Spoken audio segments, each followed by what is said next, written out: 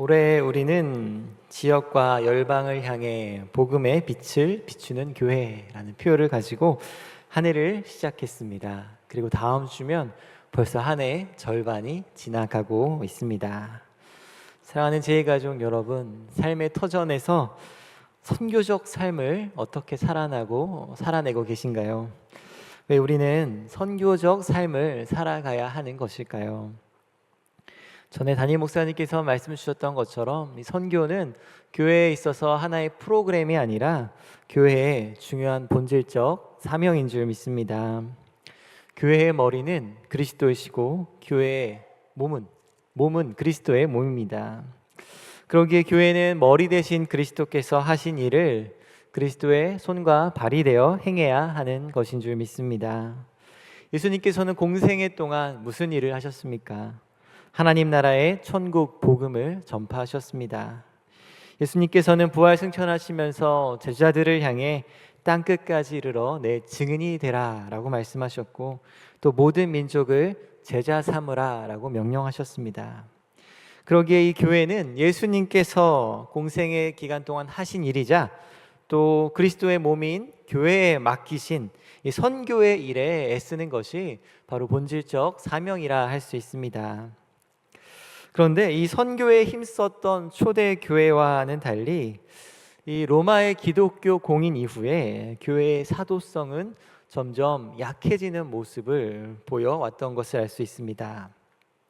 그도 그럴 것이 로마의 기독교 공인 이후에 중세 유럽의 나라들은, 그 나라의 사람들은 태어나자마자 모두가 그리스도인으로 여겨지는 기독교 국가의 기독교 문화였기 때문에 굳이 교회가 전도하고 선교하는 일을 중요하고 급한 일로 여기지는 못했던 것입니다.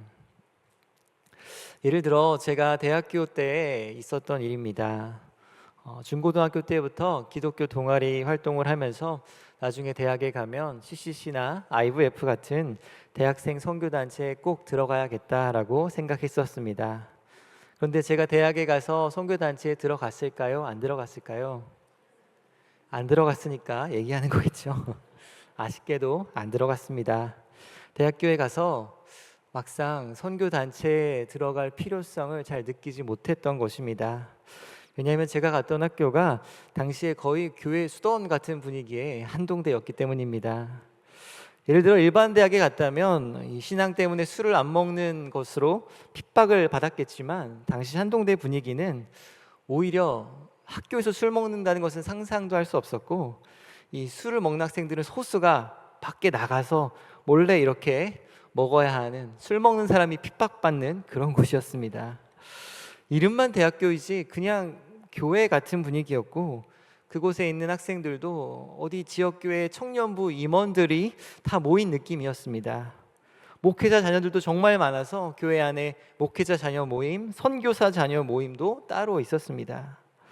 그러다 보니 학교를 복음화하고 선교하기 위한 대학생 선교단체에 굳이 들어갈 필요를 못 느꼈던 것입니다.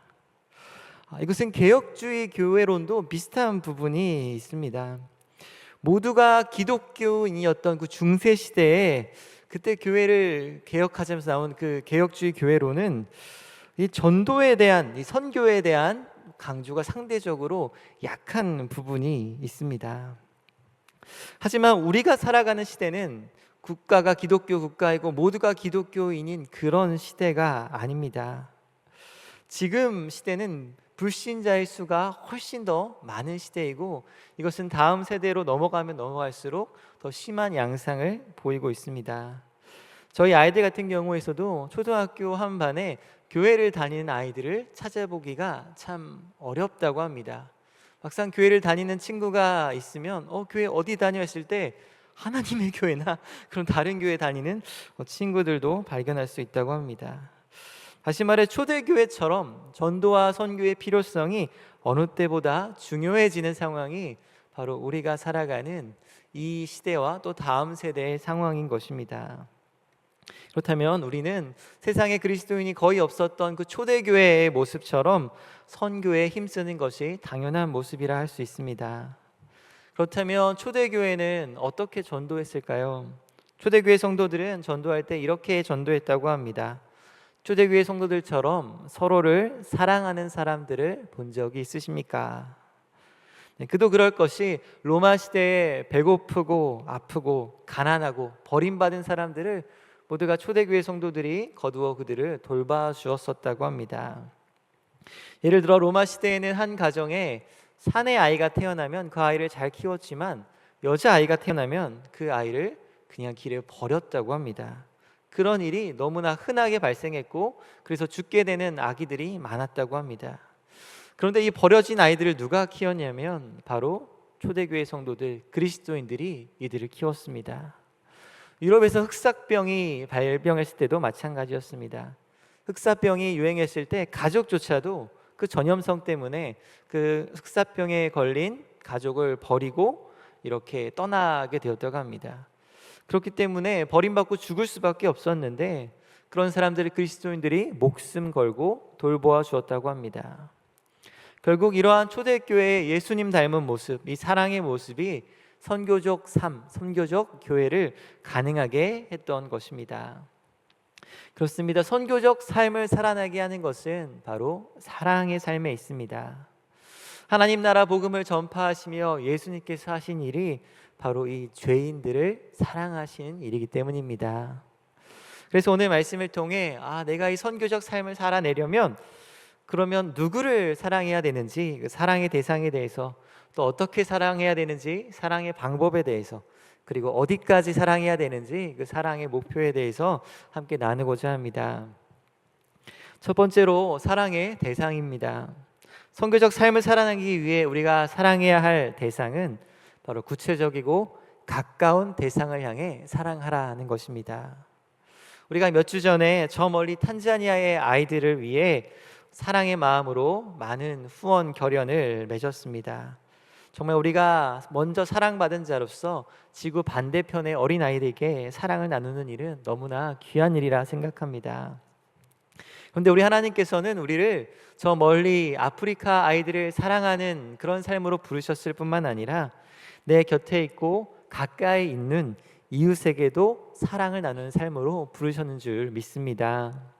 성경에 보면 예수님께서는 제자들에게 그렇게 말씀하신 적이 있습니다. 제자들에게 너에게 새 계명을 주노니 서로 사랑하라 라고 말씀하셨습니다. 그런데 이 서로는 바로 12명의 제자들 그 공동체를 1차적으로 의미하는 말이었습니다. 그런데 그 제자들의 구성원들은 정말 다양했습니다. 세리 마테나 열심당 시몬처럼 정치적으로 양극단에 있는 그런 공동체 사람들이었습니다. 그런데 이들은 동시에 예수님의 계명에 순종하여서 서로 사랑해야 될 구체적인 이웃이 바로 제자들이었던 것입니다. 그렇습니다. 하나님은 우리에게 구체적으로 사랑해야 하는 가까운 사람들을 붙여 주셨습니다. 예수님께서 나에게 사랑하라 라고 말씀하셔서 가까운 그 대상을 붙여주신 그 이웃은 누가 있을까요? 이번 주에 지방에 장례가 있어서 부교육자분들과 함께 먼 길을 다녀온 일이 있었습니다. 장거리 운전을 하다 보면 차에서의 시간이 제법 길기 때문에 찬양을 들으면서 운전을 하곤 합니다. 그런데 이번 주에는 비도 많이 오고 또 퇴근 시간도 겹쳐서 차가 많이 막혔습니다. 찬양을 듣고 또 들어도 목적지까지 1시간은 시간이 좋게 남았었습니다. 찬양을 더 듣기는 그렇고 오랜만에 우리 범어교회 이주윤 목사님의 지난주의 설교를 같이 들었습니다. 이 화평케 하는 자에 관한 말씀이었는데 이주윤 목사님의 설교 중에 이런 예화를 들어주셨습니다. 어떤 존경받는 목사님이 계셨는데 후배 목회자가 이분에게 조언을 듣기 위해 찾아갔다고 합니다. 과연 어떤 조언을 해주실까 기다마 듣게 되었는데 이런 조언을 해주었다고 합니다. 목회자로서 설교를 잘하고 사역에 많은 열매가 있고 또 많은 책을 저술하고 큰 부흥을 이룬다 할지라도 목회자 곁에 있는 아내를 불행하게 한다면 그 목회는 실패한 것입니다. 이렇게 말해주었다고 합니다. 사랑하는 제2가족 여러분, 왜 존경받는 이 목사님은 후배에게 이런 조언을 해준 것일까요? 예수님 말씀하신 서로 사랑하라의 그 세 계명에서 이 서로의 가장 가까운 대상이 바로 배우자이기 때문인 것입니다. 그렇습니다. 이 이야기는 꼭 목회자에게만 해당되는 이야기는 아닐 것입니다. 하나님께서는 각 가정의 남편과 아내를 한 몸 된 가장 가까운 관계로 부르셨습니다. 예수님은 사랑에 대해 말씀하실 때 내 이웃을 내 몸같이 사랑하라 라고 말씀하셨습니다. 이웃을 사랑하기 전에 먼저 내 몸을 사랑할 수 있어야 내 몸을 사랑하는 것만큼 이웃을 사랑할 수 있다는 말씀으로 볼 수도 있습니다. 그런데 내 몸이라는 것은 문자 그대로 나의 몸이기도 하지만 또 동시에 더 확장된 의미에서는 그 몸 안에는 배우자도 포함되는 개념입니다. 하나님께서 남편과 아내를 한 몸 되게 하셨기 때문입니다. 그래서 우리가 사랑해야 할 가장 가까운 이웃이 누구입니까? 바로 한 몸 된 남편과 아내인 줄 믿습니다. 그러므로 선교적 삶을 살아내기 원한다면 가장 가까운 이웃인 배우자를 사랑하시기 바랍니다. 그리고 그 다음 가까운 이웃인 자녀들을 또 사랑하시기 바랍니다. 김포에 성문교회라는 교회가 있는데 그 교회는 금요철야 예배 시간에 마지막 예배 다 마치고 찬양을 아주 신나는 찬양으로 마친다고 합니다. 그 이유는 예배 마치고 더 기도하지 못하고 집에 가도록 하기 위함이라고 합니다. 왜 그러냐면요, 담임 목사님이 이렇게 말씀하신다고 합니다. 혹시 여러분 중에 남아서 기도를 더 하고 싶으신 분이 계시면 지금 기도하지 말고 집에 가서 가정을 돌보세요. 지금 예배 나오시느라 3시간 썼기 때문에 집에 가서 3시간 더 봉사하시고 그래도 기도하고 싶으면 다시 와서 기도하세요 라고 이렇게 말하신다고 합니다. 참 지혜로운 것 같습니다. 우리가 기도를 통해 하나님 사랑하는 것도 중요하지만 또 가장 가까운 이웃인 우리 가족을 돌보는 일도 우리에게 맡겨진 중요한 사명인 것 같습니다. 그렇습니다. 우리에게 가까운 이웃인 가족, 또 그 다음 가까운 이웃인 우리 구역 식구들, 또 우리 전도회 회원들, 우리 교회 공동체 성도들을 사랑하시기 바랍니다. 가장 가까운 이웃을 사랑하는 것이 바로 선교적 삶을 살아내는 사랑의 시작이기 때문입니다. 그러면 우리가 사랑하는 삶을 살게 될 때 어떤 일이 일어나게 될까요? 오늘 본문 12절 말씀에 이렇게 말씀합니다. 어느 때나 하나님을 본 사람이 없으되 만일 우리가 서로 사랑하면 하나님이 우리 안에 거하시고 그의 사랑이 우리 안에 온전히 이루어지게 된다는 말씀입니다. 우리가 사랑할 때 보이지 않는 하나님이 드러나게 된다라고 말씀합니다. 그럼 우리가 어떻게 가까운 대상을 사랑할 수 있을까요? 어떻게 하면 그 사랑을 지혜롭게 할 수 있을까요? 두 번째로 사랑의 방법입니다. 대표적인 사랑의 방법은 칭찬과 용서에 있습니다. 성경에 보면 죄로 인해 타락하기 전 그 아담의 모습을 통해 우리는 사랑의 방법을 찾아볼 수 있습니다.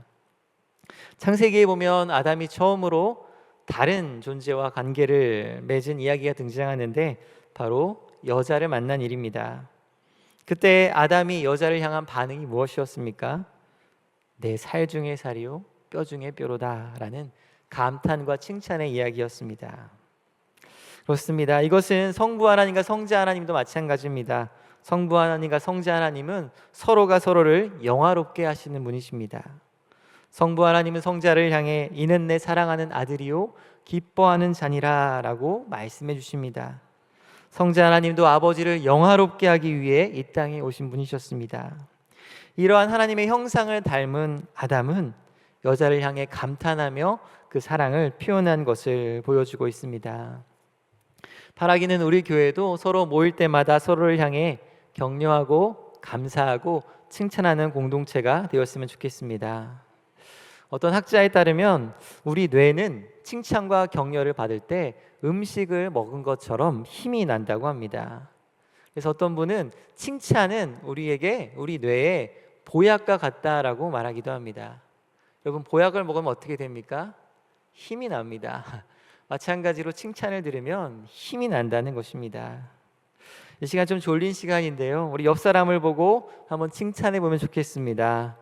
우리 교회에 우리 집사님이 계셔서 감사합니다. 이런 점이 참 고맙고 좋습니다. 칭찬해 보겠습니다.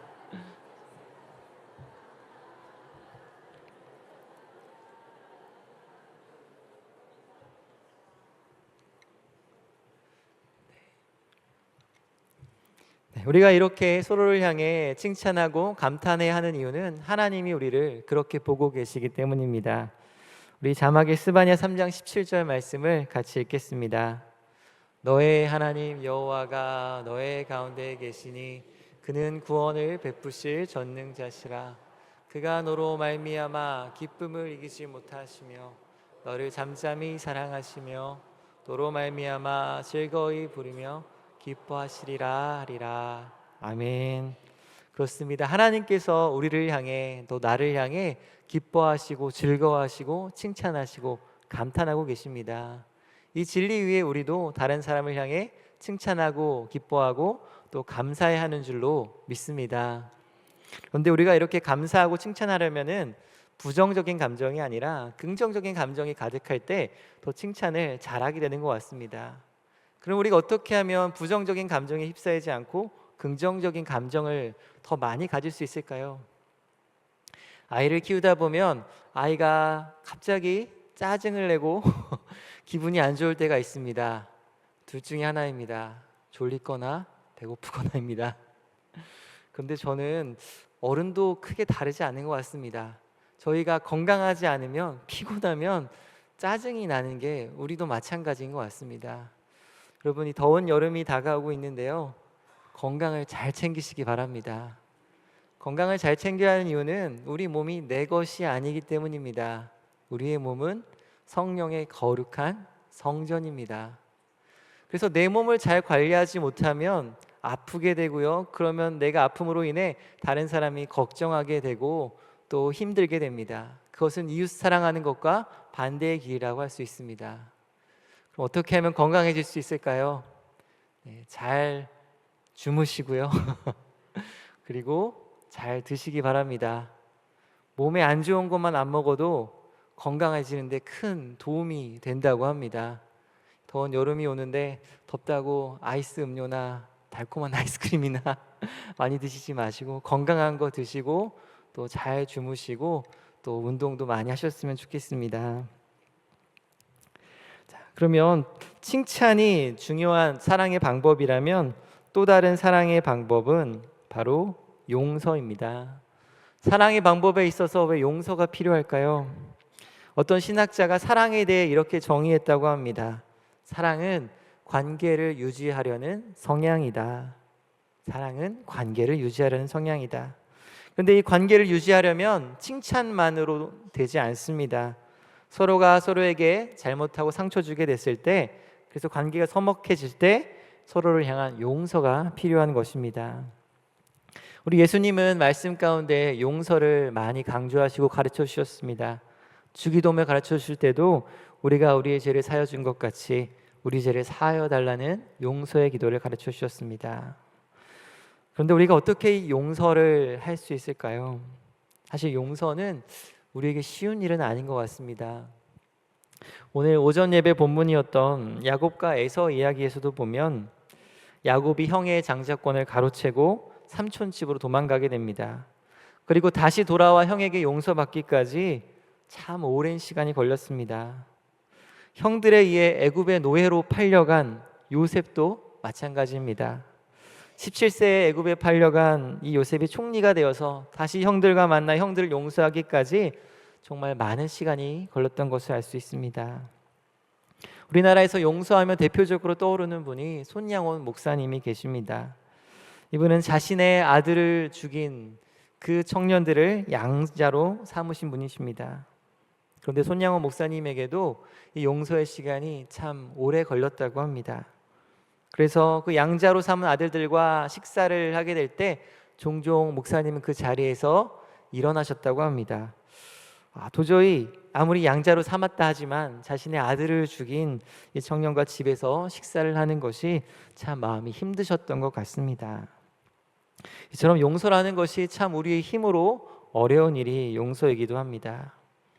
그래서 우리가 해야 되는 용서는 이러한 인간적인 노력에 의한 용서가 아닙니다. 우리의 용서는 우리에게 먼저 베푸신 하나님의 용서를 반영하는 용서인 줄 믿습니다. 그렇습니다. 복음만이 우리에게 용서해 줄 수 있는 은혜를 공급해 줄 수 있습니다. 우리는 하나님과 원수된 자였습니다. 우리가 하나님과의 관계에서 우리가 가해자고 하나님이 피해자였습니다. 그런데 피해자 대신 하나님이 먼저 우리에게 손 내미시고 찾아오신 것이 바로 복음의 핵심인 것입니다. 그래서 복음은 내가 죄인이고 하나님과 원수되었다는 그 겸손과 이러한 죄인인 나를 끊임없이 사랑해 주시고 용서해 주시는 그 사랑을 확신하게 합니다. 그래서 우리는 그 1만 달란트 탕감받은 용서를 생각할 때 다른 사람의 용서에 대해, 다른 사람의 잘못에 대해 용서를 선택할 수 있는 것입니다.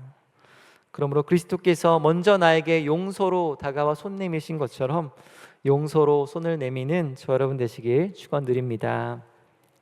세 번째로 사랑의 목표입니다. 우리 화면에 요한일서 3장 14절 말씀을 세 번역으로 읽겠습니다. 우리가 이미 죽음에서 생명으로 옮겨갔다는 것을 우리는 압니다. 이것을 아는 것은 우리가 형제 자매를 사랑하기 때문입니다. 사랑하지 않는 사람은 죽음에 머물러 있습니다. 아멘. 본문은 우리가 이미 죽음에서 생명으로 옮겨갔다 이야기합니다. 이 시제는 과거형으로 되어 있습니다. 그리고 사도 바울은 이것을 우리가 새 피조물이 되었다는 표현으로 표현하기도 했습니다.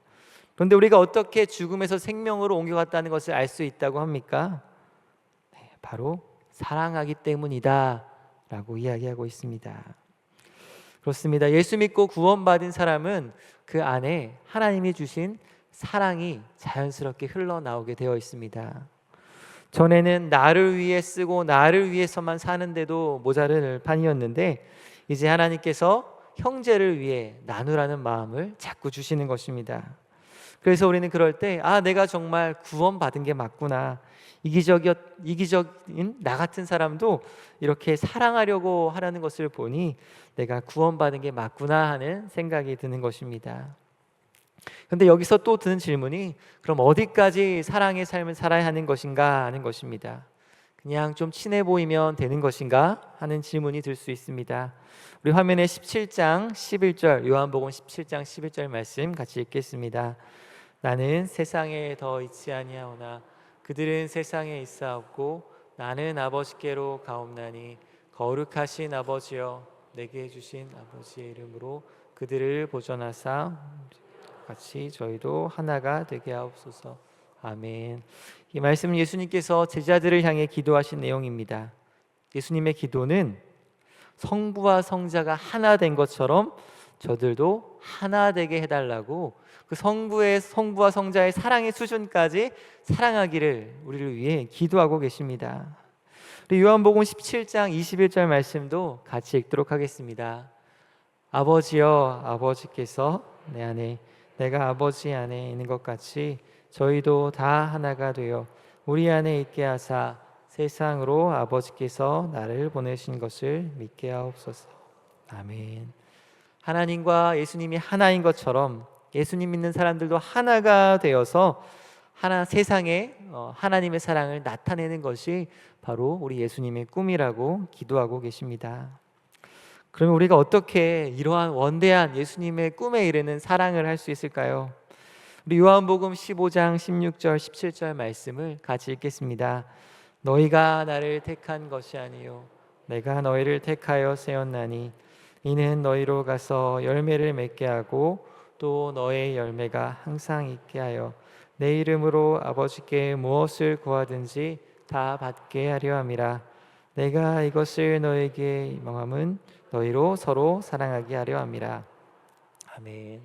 말씀에 보면 예수님께서 기도에 관한 놀라운 약속의 말씀을 주셨습니다. 내 이름으로 아버지께 무엇을 구하든지 다 받게 한다는 약속입니다. 이 말씀은 도깨비 방망이처럼 무엇을 구하든지 다 들어주겠다는 말씀일까요? 이 16절에 바로 이어지는 17절의 말씀을 보면 이 무엇을 구하든지의 의미가 더 분명히 드러납니다. 바로 서로 사랑입니다. 다시 말해 서로 사랑하기 위한 기도의 제목은 무엇을 구하든지 내가 다 받게 하겠다는 약속의 말씀인 것입니다. 오늘 본문 13절의 말씀도 마찬가지입니다. 오늘 본문은 사랑에 대해 이야기하면서 그의 성령을 우리에게 주심으로 우리가 그 안에 거하고 그가 우리 안에 거하시는 줄 안다 말씀합니다. 우리가 사랑할 수 있는 것은 내 힘과 노력이 아니라 사랑의 영이신 성령을 우리에게 주심으로 가능하다라고 말씀하고 있습니다. 그러므로 사랑하는 제2가족 여러분, 선교적 삶을 살아내게 하는 사랑의 삶을 살기 원하신다면 성령을 구하시고 기도하시기 바랍니다. 서로 사랑의 계명을 지키기 위해 기도하는 모든 기도의 제목은 예수님께서 모두 응답해 주시겠다고 약속하신 줄 믿으시기 바랍니다. 말씀을 정리하겠습니다. 올 한 해 우리는 선교적 삶을 살아내는 성도로 부름받았습니다. 이 선교적 삶을 살아내는 것은 예수님을 따라 죄인들을 사랑하는 것입니다. 예수님께서는 가장 가까운 제자들을 사랑하셨습니다. 끝까지 사랑해 주셨습니다. 그리고 우리를 향해 서로 사랑하라고 말씀하십니다. 이처럼 선교적 삶은 가장 가까운 구체적인 대상을 사랑하는 것으로 시작합니다. 그 사랑의 방법은 칭찬하고 격려하며 또 서로의 허물을 덮어주고 용서하는 것입니다. 이러한 예수님의 사랑의 온전한 모습에 자라고 이르기까지 그 사랑의 능력은 바로 기도에서 나옵니다. 그러므로 우리를 부르신 이 선교적 사랑의 삶을 살아가기 위해 이 남은 절반의 한 해 가운데 우리 사랑으로 기도하시며 달려가는 저 여러분 되시기를 축원드립니다.